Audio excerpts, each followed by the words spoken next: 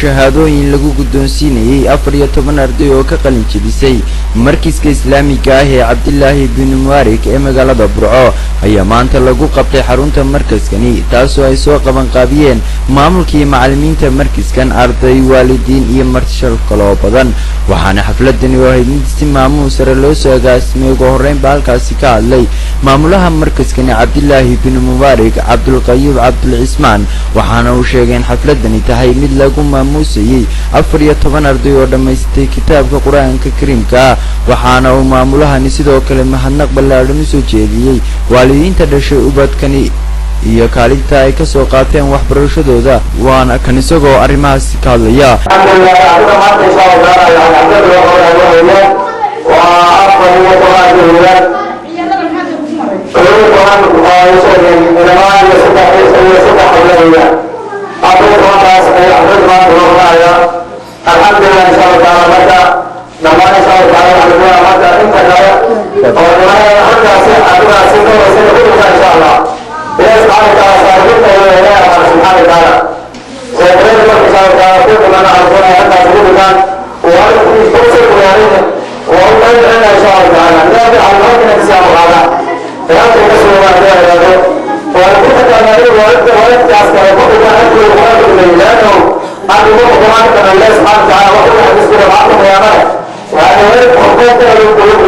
Sheikh Jaamac Ali Abdullah oo isna kamida culimada gobolka Togdheer ayaa halkaasi ka soo jeediyay wacdi diiniya kaasoo ku faahfaahinayay muhiimadda ay leedahay barashada Quraanka Kariimka iyo si loogu baahan yahay xilligani in kor loogu qaado barashada Quraanka Kariimka waxa kale oo iyaguna halkan ka hadlay ka soo jeediyay qaar ka tirsan waalidiinta markaskani Cabdillaahi bin Mubarak aanay mahad eeba kadib ammaan ballaaran u soo jeediyeen macallimiinta iyo maamulka firfircoon ee markaskani iyagoona ku amaanay doorkooda waxqabadeen dhinaca kalena waxa ay qaar ka tirsan ardaydii markaskani halkaasi ku soo bandhigeen akhrinta